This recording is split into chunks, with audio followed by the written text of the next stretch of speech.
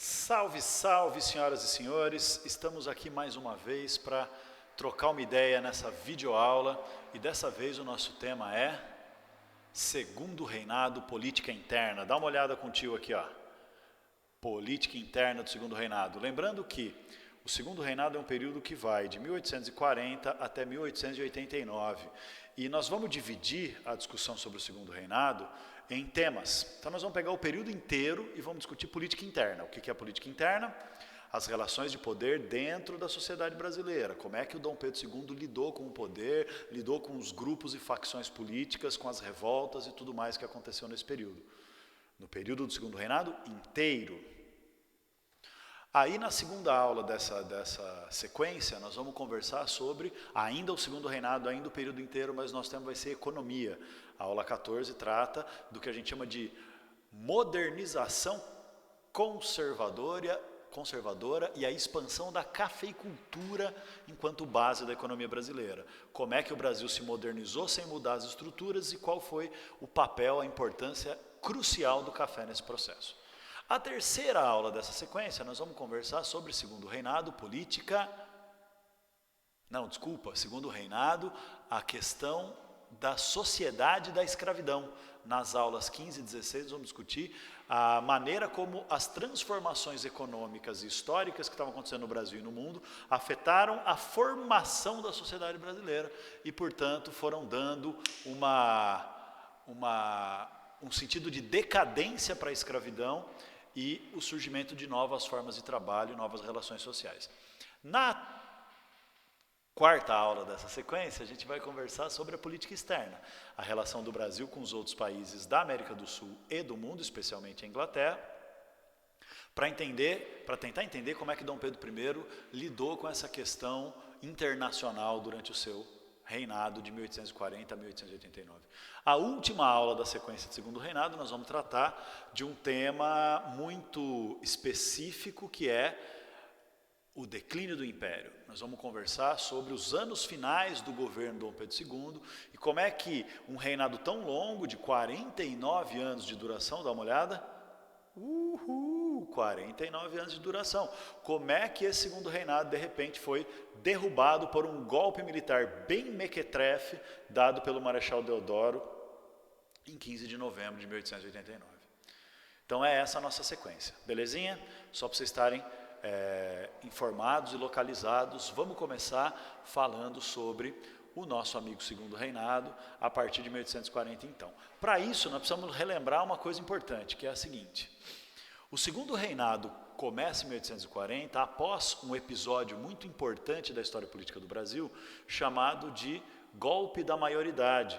O golpe da maioridade foi a mudança de governo que levou o Dom Pedro II ao trono, mesmo ele sendo um rapazola de apenas 14 anos de idade. É também o golpe de Estado que muda o sistema de poder e encerra a fase chamada de período regencial do Brasil. Para quem não se lembra, o período regencial tem uma marca política muito visível, muito clara, que é a disputa pelo poder e a disputa pelo direcionamento do Estado entre dois grupos ou facções políticas. O que é uma facção? É um grupo organizado. O primeiro grupo eram os chamados conservadores ou regressistas. Na época do período regencial eram regressistas, na época do Segundo Reinado eles vão ser conservadores. O que esses caras defendiam?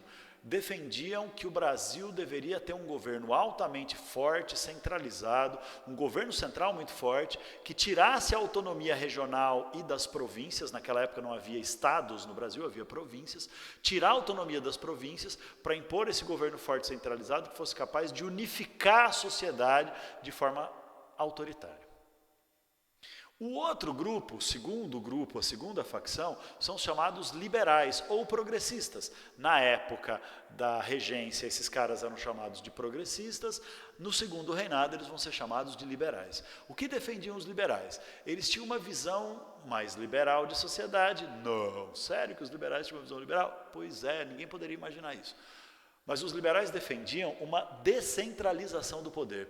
Eles defendiam que deveria diminuir o poder do governo central, do governo imperial, e conseguir uma descentralização do poder, concedendo autonomia para as províncias, para que as províncias funcionassem de um modo semelhante como funcionavam os Estados Unidos da América, por exemplo, né, onde cada estado tem seu próprio governo, suas próprias leis, seu próprio sistema de justiça, seu próprio sistema legislativo, tem esse direito de fazer empréstimos, de ter sua própria força militar, blá, blá, blá, etc., de modo descentralizado. Ou então, meio que a proposta dos liberais era que o Brasil funcionasse num pacto federativo, ou seja, numa divisão, numa descentralização do poder, numa autonomia regional, como é mais ou menos o funcionamento dos estados hoje em dia. Tá bom? Claro que, de modo geral, esses dois grupos, liberais e conservadores, eles eram muito ultra, mega, master, blaster parecidos. Porque ambos eram, de modo geral, defensores dos interesses das elites latifundiárias que controlavam a economia, a política e a sociedade brasileira desde o período colonial.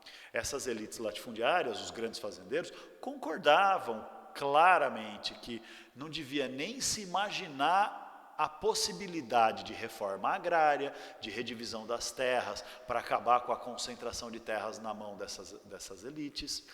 Eles eram contra o fim da escravidão. Alguns liberais até achavam que acabar com a escravidão não era uma coisa ruim, que deveria acontecer. Mas mesmo esses pensavam numa superação da escravidão no Brasil através de um processo muito lento e gradual, que não abalasse o essencial. O que é o essencial? O funcionamento da economia agroexportadora, que ambos apoiavam, que o Brasil não deveria se industrializar, deveria continuar sendo uma economia agroexportadora, e também um fim gradual da escravidão que não abalasse a noção de propriedade privada, não abalasse os interesses econômicos, políticos e sociais das elites latifundiárias, que eram os senhores de escravo, os escravocratas, porque a sociedade brasileira era escravocrata, cracia é poder, então uma sociedade onde quem tem escravo tem poder. Então que isso mudasse gradualmente sem gerar um grande impacto, sem gerar uma mudança separação não é a palavra, mas na maneira como funcionava o domínio das elites sobre o resto da sociedade. Tá bom? Por isso que o povão, na época, muito esperto e muito ciente de que a fita de política, de democracia, de participação e de liberalismo no Brasil é tudo meio que uma farsa desde sempre, o povo costumava dizer assim, quando ia comentar sobre os liberais e os conservadores, que eram os dois grupos, partidos ou facções políticas que disputavam o poder junto com Dom Pedro não, né? O poder dentro do império do segundo reinado de Dom Pedro II. O povo dizia assim, nada mais liberal que um conservador no poder e vice-versa. Nada mais conservador que um liberal no poder, nada mais liberal que um conservador no poder. Ou seja, tanto faz quem governa, muda a fachada, muda a superfície, centralização, os conservadores, descentralização, os liberais, governo forte, autoritário, os conservadores, autonomia para as províncias, os liberais, mas no fundo para o povo, para os escravos, para as estruturas da economia, da sociedade e para o caráter de uma realidade em que o Brasil era independente, mas continuava funcionando igual era na época da colônia, os dois eram a mesma bosta. Então para o povo, tanto faz, um conservador no poder, um liberal no poder, porque eles são a mesma coisa. Tá bom? Vamos dar uma olhadinha aqui comigo então, em alguns elementos importantes. Olha só. Como eu disse, Dom Pedro chega ao poder com o golpe da maioridade, em que ele é declarado maior de idade através de uma lei feita pelo parlamento. Lembra que existia divisão de poderes no Brasil dessa época? Porque tinha uma fachada de liberalismo, de iluminismo e tal? Então, tinha o poder executivo, legislativo e judicial, hoje chama judiciário, na época chamava judicial. E tinha também um quarto poder, o poder moderador, que era exclusivo do imperador. O poder moderador dava ao imperador a capacidade de se impor sobre os outros poderes, de interferir nos assuntos dos outros poderes, de vetar leis, de nomear senadores, de dissolver o parlamento, a Assembleia Geral, que era o nome do poder legislativo do Brasil. Dava também poder para interferir no sistema judiciário, de interferir em sentenças judiciais, de aposentar forçadamente juízes que tomassem decisões que contrariavam os interesses do imperador. Então eram 4 poderes no Brasil, mas o maior deles, os 3 poderes normais se equivaliam. O legislativo, o executivo e o judicial. Mas o poder moderador estava acima de todos eles e se impunha sobre todos eles. O poder moderador acabava penetrando nos outros poderes e influenciando e direcionando o funcionamento político do Estado brasileiro de acordo com os interesses do imperador. Só que durante o período regencial não teve poder moderador sendo posto em prática. Por que não? Porque não tinha imperador, né, João? Né, Maria? Não tinha poder moderador porque não tinha imperador no trono. O imperador era criança e eram os regentes que estavam governando. Só que agora o Dom Pedrinho, com 14 anos, tá bom, assume o trono e... assume o trono e ele vai assumir o poder moderador também. E aí quem sobe ao poder junto com o Dom Pedrinho? Antes do golpe da maioridade, quem estava governando o período regencial no final eram os conservadores. Lembra que tinham inclusive cancelado o chamado ato adicional, que tinha dado autonomia para as províncias, que tinha adotado um sistema federalista parecido com os Estados Unidos? Pois é. Agora, os liberais vão conseguir subir ao poder junto com Dom Pedro. Porque como foram os liberais que propuseram, defenderam e apoiaram o golpe da maioridade, a declaração da maioridade de Dom Pedro antes do tempo, o Dom Pedro nomeou um ministério liberal em 1840. E esse ministério liberal convenceu Dom Pedro II, Dom Pedrinho, de que era necessário fazer uma eleição também para o poder legislativo, para renovar os membros do poder legislativo. E aí, claro que essa eleição foi cheia de fraudes e cheia de violência, onde os liberais perseguiram os conservadores para tentar evitar que eles conseguissem ter maioria de representantes no parlamento. Os liberais já estavam manipulando o governo, que é o poder executivo, porque eles eram os ministros do Dom Pedro, e agora eles queriam também comandar o parlamento, comandar as decisões legislativas, a elaboração das leis. Por isso rolou um processo chamado de eleições do cacete, que eu acabei de destacar aqui. O que representam as eleições do cacete? Um processo de eleições fraudadas, com violência e espancamento, por isso cacete. Espancamento dos opositores conservadores para evitar que eles fossem votar, para garantir que os liberais ganhassem essa eleição e tivessem maioria de representantes no poder legislativo do Brasil. É aquela fita, né? Os liberais estão querendo dominar todos os aspectos do poder para manipular o Dom Pedrinho, que era um adolescente, para fazer com que o segundo reinado devolvesse a autonomia que tinha sido perdida pelas províncias com o cancelamento do ato adicional. Ah, professor, eu não lembro o que é ato adicional. É uma lei criada durante o período regencial que deu autonomia para as províncias. Você precisa pegar lá as suas anotações, pegar lá o seu livro-texto e dar uma lidinha nisso se você tem dúvida. Se for esse o caso, pausa o vídeo e vai estudar, depois você volta. O fato, então, para quem não pausou e está aqui ainda, ou para quem pausou e já voltou, o fato, então, é que com as eleições do cacete, os liberais têm maioria. Só que o Dom Pedrinho, ele não era um Zé Ruela, ele não era um idiota que, apesar de ser tão jovem, que era simplesmente manipulável. Ele tinha uma formação intelectual bastante sólida, e ele manjava um pouco do que estava rolando na política.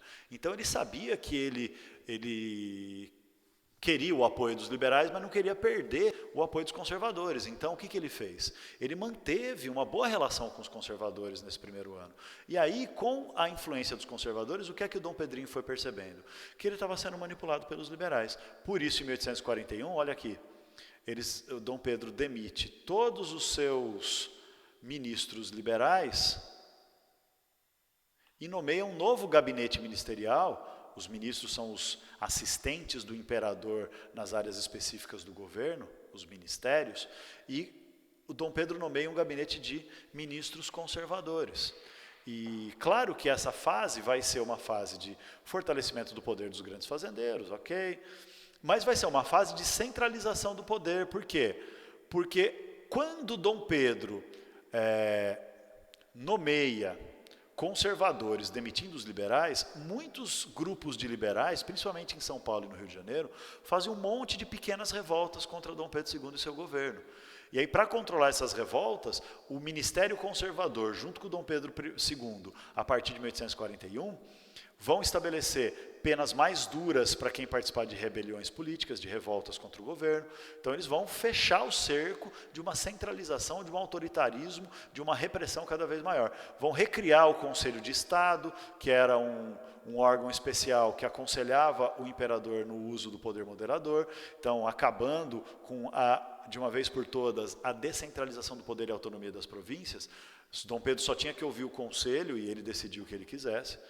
Dobrou a renda exigida para ser eleitor. Lembra que o voto era censitário no Brasil? Censitário, começa com C e depois tem S no meio, censitário.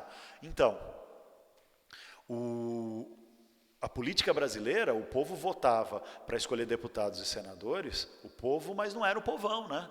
Porque o voto era censitário, só os mais ricos podiam votar. Já eram os mais ricos, tipo, o nível para você ser eleitor comum, porque o voto era indireto, tinha o eleitor comum, tinha o eleitor de segundo grau, o eleitor comum era chamado de eleitor de paróquia. O eleitor de segundo grau, que era alguém escolhido pelos eleitores de paróquia, era chamado de eleitor de província. E o eleitor de província é que votava para escolher quem ia ser deputado e senador. O negócio agora é que dobrou a renda exigida para ser eleitor. Dobrou a renda quer dizer o quê?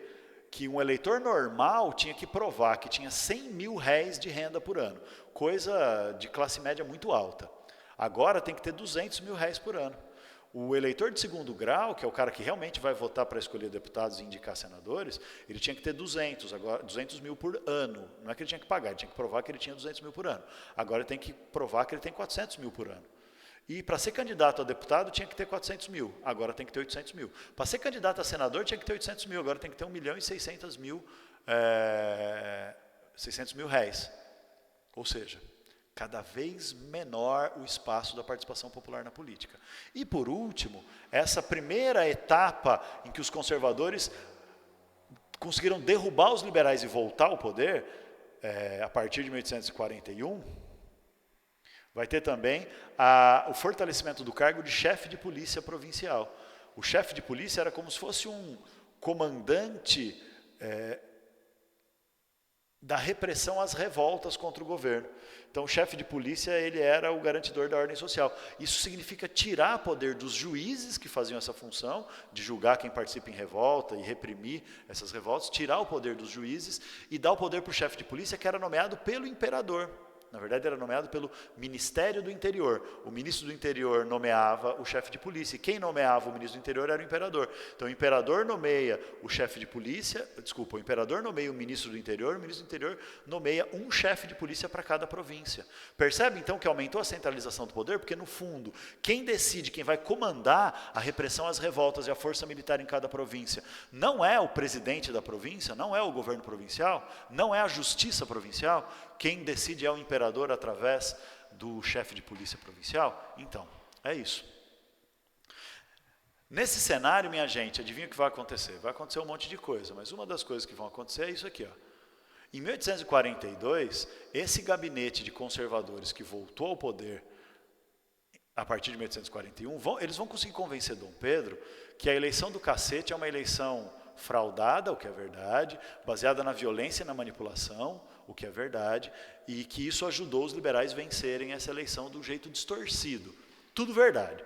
Com isso, eles convencem o Dom Pedro II a convocar uma nova eleição.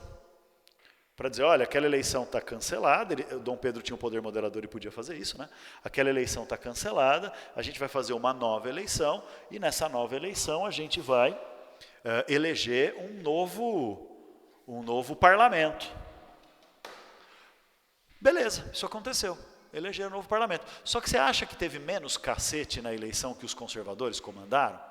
A mesma coisa, velho, a mesma coisa. Porque assim, ó, naquela época, não tinha justiça eleitoral, que é um poder separado, autônomo, só para organizar eleições. Quem organizava as eleições era o chefe de polícia provincial. E quem nomeava o chefe de polícia provincial?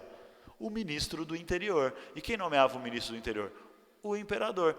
Então, dependendo de qual partido, liberal ou conservador, estivesse no poder, eram os membros desse partido que iam organizar as eleições em cada província. E claro que iam usar da violência e da manipulação para fazer isso, para prejudicar o partido opositor. Quem está no poder agora, desde 1841? Os conservadores. Então, o que eles vão fazer estando no poder? Vão organizar uma eleição de um jeito que os conservadores vençam a eleição. É exatamente isso que vai acontecer, velho. Uma nova edição da eleição do cacete, só que dessa vez um cacetão conservador. Os conservadores, então, estão mandando em tudo. E isso é que vai gerar revolta, né? A partir de 1842, tem uma série de revoltas, de pequenas revoltas liberais, principalmente no Rio de Janeiro e em São Paulo, contra esse autoritarismo, contra esse intervencionismo, contra essa centralização extrema do poder que está acontecendo, do Dom Pedro II usando o poder moderador, orientado, apoiado pelos conservadores. Tá bom, gente? O Dom Pedro não é idiota, como eu já disse, e ele saca, quando tem essas revoltas, ele percebe que manter um único partido no poder junto com ele por muito tempo vai dar merda. Então, o que ele vai fazendo? Ele vai revezando os grupos. Então, em 1841 ele colocou os conservadores, em 1844 ele tira os conservadores e coloca os liberais de novo. Dá uma sacada. 1844 a 1848 são os liberais que estão de volta ao poder junto com Dom Pedro I. Os conservadores, como eles são conservadores, eles não querem agitação política, eles não fazem revolta contra isso. Eles ficam nos bastidores tentando voltar ao poder. Mas aí o Dom Pedro começa um processo de revezamento desses partidos políticos no poder. Esse período foi chamado de dança das cadeiras, ou seja, por um tempo ficavam os liberais, até começar a dar muito descontentamento, aí tirava os liberais, colocava os conservadores, até começar a dar muito descontentamento, aí o Dom Pedro tirava os conservadores, colocava os liberais de novo, e são vários anos, olha lá, de 42 a 44 os conservadores, de 44 a 48 os liberais, em 48 de novo, os liberais são derrubados do poder e o Dom Pedro vai criar um novo ministério conservador. Só que os liberais eles ficam putinhos quando eles saem do poder, porque eles querem continuar tentando recuperar a descentralização do poder e a autonomia das províncias. Recuperar o que eles tinham perdido com o cancelamento do ato adicional. E aí eles fazem revolta. Em 1848 tem a grande revolta do Segundo Reinado. As outras que aconteceram antes, em 1842, são revoltinhas pequenininhas e pouco importantes. Essa de 1848 é muito importante. Olha o nome dela. Revolução Praieira. É uma revolta liberal radical que acontece no Pernambuco e se espalha pelo Nordeste inteiro, tem forte participação popular e é uma revolta muito radical, que incorpora ideias nacionalistas, ideias liberais, democráticas, republicanas e radicais e até mesmo ideias socialistas de combate à desigualdade social. Então uma revolta que vai defender, por exemplo, o fim da escravidão e igualdade entre negros e brancos. Você já parou para imaginar o que é isso no Brasil do século XIX? Pois é, meu irmão, o pau comeu na Revolução Praieira, lá no Pernambuco e se espalha por várias regiões do Nordeste.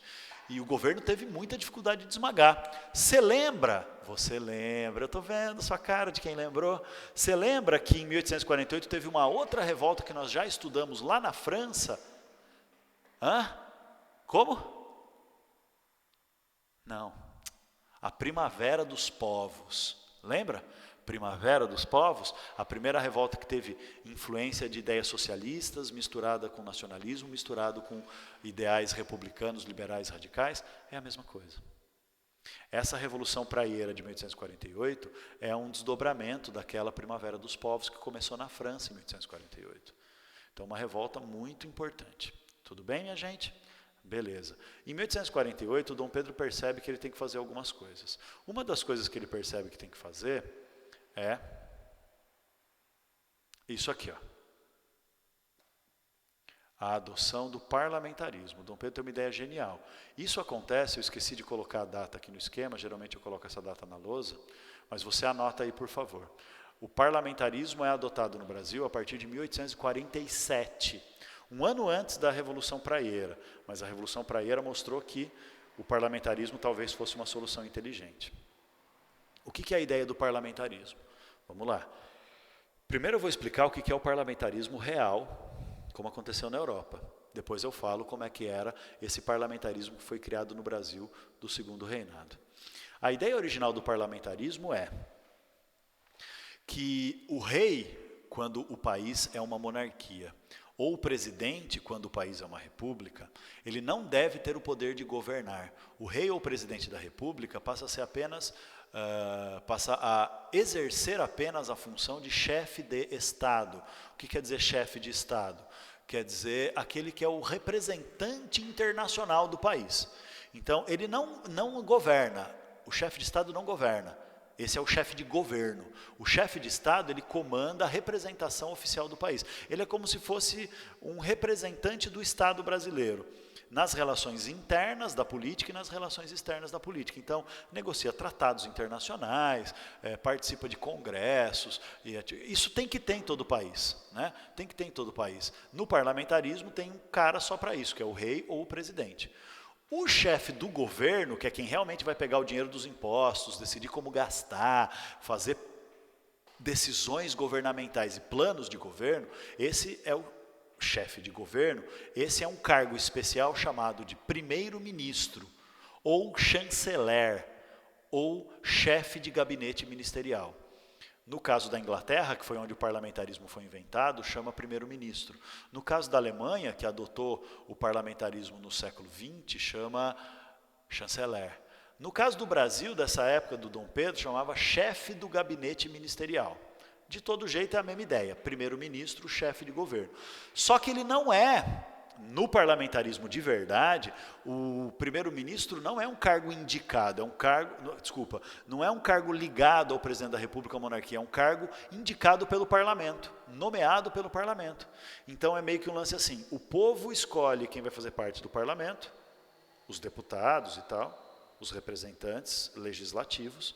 Esses membros do parlamento se dividem em partidos políticos, óbvio, né? E o partido político que tiver o maior número de representantes, conseguir ter o apoio da maioria dos deputados, indica quem vai ser o primeiro-ministro, chefe do governo. E aí esse primeiro-ministro, como ele é apoiado pelo partido que tem mais representantes e mais apoio dentro do parlamento, ele consegue governar do jeito que ele decide governar, porque todas as leis que ele precisa para governar, e veja bem, quando tem divisão de poderes, o governante, seja ele um presidente, um rei ou um primeiro-ministro, ele não faz o que ele quer da cabeça dele. Para ele fazer o que ele quer da cabeça dele, os planos de governo, tem que ter leis aprovadas que autorizem o governante a fazer o que ele pretende fazer.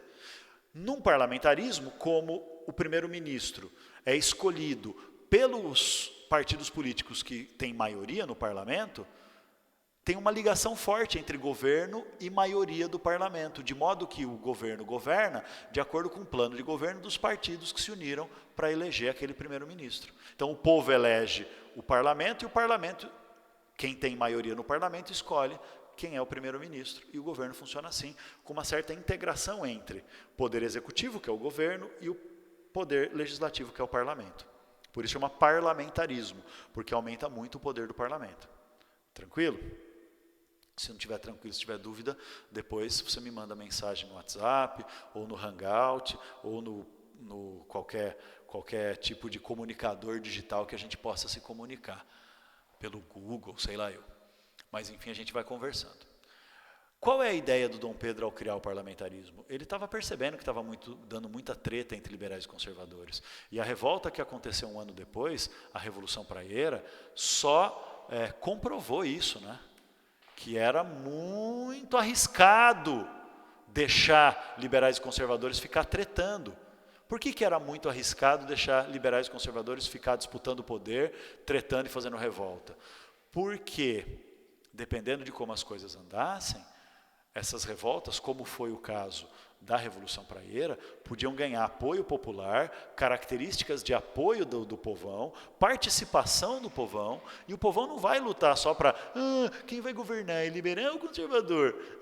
Quem vai governar, centralização do poder ou autonomia das províncias? O povão vai querer lutar por mudanças mais radicais, mudanças mais profundas. Tipo o quê? Reforma agrária. Tipo o quê? Fim da escravidão. Tipo o quê? Democracia. As elites, grandes fazendeiros, gente rica e poderosa, liberais ou conservadores, tanto faz. Esses caras queriam arriscar? Estavam arriscando, estavam fazendo revolta. Dom Pedro queria arriscar? Estava deixando, estava rolando revolta, ele estava revezando os partidos e não chegava num acordo. Então a ideia do parlamentarismo às avessas é a ideia de tentar fazer um acordo entre liberais e conservadores, para ao invés deles disputarem o poder através de luta política nas ruas, nas revoltas, enfim, lutas políticas que agitassem a sociedade, que eles disputassem o poder para ver quem ia ter maioria para indicar o primeiro-ministro. Só que no Brasil, velho, O parlamentarismo, olha só que legal, ele é apelidado de parlamentarismo às avessas. As avessas quer dizer o quê? Virado do avesso, virado ao contrário. Porque o parlamentarismo normal, o povo escolhe quem vai representar o poder legislativo no parlamento, o povo escolhe o parlamento através das eleições. Coceira. Aí o parlamento escolhe o primeiro-ministro e o rei, imperador, seja o caralho que for, não interfere em nada disso. Mas no Brasil tem um negocinho interessante. Qual é o negocinho interessante? Qual é o nome desse negocinho interessante? Poder moderador. E o poder moderador faz o quê? Dá para o imperador a capacidade de interferir nos outros poderes. O resultado disso é que, no Brasil, não é o parlamento que nomeia o primeiro-ministro. É o imperador que nomeia o primeiro-ministro. Aí, o primeiro-ministro escolhe quem vão ser os seus ministros assistentes em cada área do governo. Inclusive aquele ministro do interior que eu tinha falado antes. O que faz o ministro do interior? Nomeia o chefe de polícia provincial. O que faz o chefe de polícia provincial? Comanda a organização da eleição para escolher os representantes, deputados e senadores de cada província para formar o parlamento brasileiro. Então você percebeu qual é a jogada? Não é a sociedade, mesmo o voto sendo censitário, tá bom, mas não é a sociedade que escolhe quem vai estar no parlamento. É o imperador que escolhe quem é o primeiro-ministro. E o primeiro-ministro comanda a organização das eleições para o parlamento de um jeito que o partido dele ganha a eleição. Então, se o imperador quer que os liberais governem, o imperador nomeia um primeiro-ministro liberal e ele vai organizar a eleição de um jeito para ser tipo a eleição do cacete, que é aquela eleição que é manipulada, que é baseada em violência e repressão, para que os liberais ganhem a maioria dos cargos de deputado e senador no parlamento. Se o Dom Pedro nomeia um primeiro-ministro conservador, é a mesma coisa, só que é o contrário. O primeiro-ministro comanda, através do Ministério do Interior, a organização das eleições e ele garante que o partido dele vai ter maioria no parlamento porque vai manipular as eleições. Então inverte o esquema, não é o povo que escolhe o parlamento e o parlamento que escolhe o primeiro-ministro. É o imperador que escolhe o primeiro-ministro manipula as eleições, manipula o povo para garantir que o partido dele tenha maioria no parlamento para ele conseguir governar. Puta jogada esperta, né?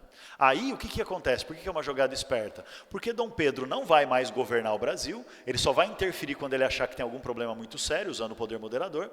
Além disso, além de não interferir na política diretamente, não é ele que vai governar, ele vai ganhar uma imagem de uma espécie de um tiozão neutro que defende o povo e a Constituição. Então o Dom Pedro não vai queimar o filme dele governando o Brasil e aumentando imposto, fazendo cagada, sei lá o quê. Ele aparece meio como alguém acima do bem e do mal, acima dos interesses dos partidos políticos, como uma espécie, repito, de defensor do povo e das leis.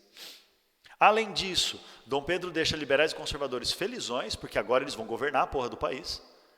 E Dom Pedro direciona para que os liberais e conservadores, ao invés de ficar fazendo revolta e treta, eles tentem disputar o poder dentro do parlamento. Tentem disputar o poder dentro dos bastidores da política, tentando falar na orelha do imperador, para o imperador colocar fulano ou ciclano, liberal ou conservador, como primeiro-ministro para comandar a porra toda. Sacou? Então é por isso que eu coloco aqui, ó, que a partir da adoção do parlamentarismo em 1847, a situação vai se acalmando e de 1850 para frente não tem mais revolta nem agitação política. Não tem revolta popular, não tem revolta de liberais, a situação se acalma e o Dom Pedro II vai conseguir, de 1850 mais ou menos para frente, ele vai conseguir ter um governo muito tranquilo, que vai durar até 1889 quase sem abalo nenhum. Em 1889 ele vai ser derrubado por um golpe militar, blá blá blá, que nós vamos discutir mais para frente, mas até 1880 e poucos, 87, 88, ele vai governar mais ou menos tranquilo. Beleza? Beleza. Então é isso que acontece, olha lá. É um momento de triunfo da ordem. Quer dizer triunfo da ordem? Que a ordem social estabelecida, ou seja, o Brasil com uma característica colonial, comandada por uma elite latifundiária e escravista e com uma economia agroexportadora, continua sendo a mesma bosta. Os problemas estão lá ainda. O descontentamento do povo, a desigualdade social estão lá ainda. Mas como as elites liberais e conservadoras se uniram, é mais fácil delas controlarem o povo. Então o que acontece é uma forte repressão quando tem ameaça de revolta. Liberais e conservadores unidos, e quando tem ameaça de revolta popular, forte repressão. E o governo do Dom Pedro II deu sorte, por quê? Porque durante o segundo reinado, aquela crise econômica que estava no Brasil desde antes da independência, que era a queda do lucro da exportação de produtos agrícolas, vai se reverter, porque o café vai ser o produto que vai gerar um lucro gigantesco. Para você ter uma ideia, em 1808, o café era responsável por 12% das exportações do Brasil. Em 1890, o café era responsável por 68% das exportações do Brasil. O café gerou lucro pra caramba, e aí o governo conseguiu cobrar muito imposto dos cafeicultores, e aí conseguiu o governo ter dinheiro na mão para fazer o quê? Reprimir revolta com violência e impor a ordem social, o triunfo da ordem, como eu estou falando aqui. Então o povo fica controlado e as elites recebem um tratamento especial dentro do parlamentarismo. É tão bom esse esquema que os liberais e conservadores vão até chegar várias vezes a acordos de não ter um primeiro-ministro nem liberal nem conservador, ter um primeiro-ministro moderado que pudesse unir os dois partidos e dividir os ministérios entre eles, como no Ministério da Conciliação em 1853. Então deu certo, pacificou o problema, porque os radicais dos dois lados, ou seja, os liberais que queriam mudanças profundas e os conservadores que queriam alta centralização do poder, eles vão ser reprimidos isolados, não vão ter força política. Então vai sobrar os moderados que vão chegar num acordo, como no Ministério da Conciliação. Tranquilo, minha gente? É quase isso. Para terminar, só falta a gente ver isso aqui, ó. O negócio funciona bem até mais ou menos 1868, 1870, por aí. Por quê? Porque nessa fase, 1868, o Dom Pedro, usando o poder moderador, vai fazer com que os partidos políticos tenham que se redefinir um pouquinho. Liberais e conservadores vão se redefinir um pouquinho. Por quê? Porque como Dom Pedro usava o poder moderador sempre que ele achava necessário, alguns descontentamentos vão nascendo. Principalmente dentro da classe média, dentro das camadas populares, principalmente dentro dos liberais mais radicais, que queriam um pouco mais de liberdade e democracia, que essa galera vai ficando cada vez mais puta e descontente. Então, o que vai acontecer? Os partidos políticos que estavam no poder já desde 1840, desde 1850, sem tretar, vão começar a tretar de novo, porque vai surgir um novo grupo político. Olha aqui, os antigos liberais radicais vão virar um novo grupo chamado Partido Republicano. Em 1870 vai ser declarado o Manifesto Republicano aqui em São Paulo, que vai fazer surgir o Partido Republicano Paulista, que defende que a solução para o Brasil deixar de ser um país pobre, atrasado e sem condições de desenvolvimento próprio, proclamar a república, porque a monarquia era um governo imóvel, imobilista, que era incapaz de modernizar o Brasil, fazer o Brasil acompanhar as exigências dos novos tempos do final do século XIX, que o mundo inteiro estava mudando e o Brasil estava estagnado porque o Dom Pedro II era um bosta, um velho atrasado que não fazia nada para modernizar o Brasil, porque mantinha sempre a mesma estrutura. Qual estrutura? Aquela estrutura de liberais e conservadores se revezando ou chegando num acordo.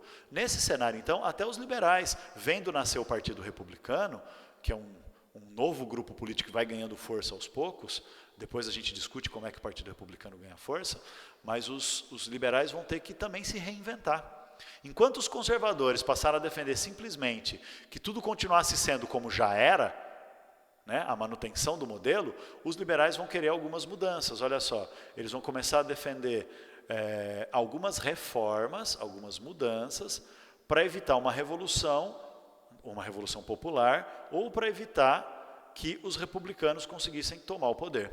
Então, o que os liberais vão propor? Vão propor que gradualmente fosse diminuindo até acabar o poder moderador, para ter uma divisão de poderes tradicional só com 3 poderes, para que o imperador não tivesse mais o poder de se impor sobre o resto da política.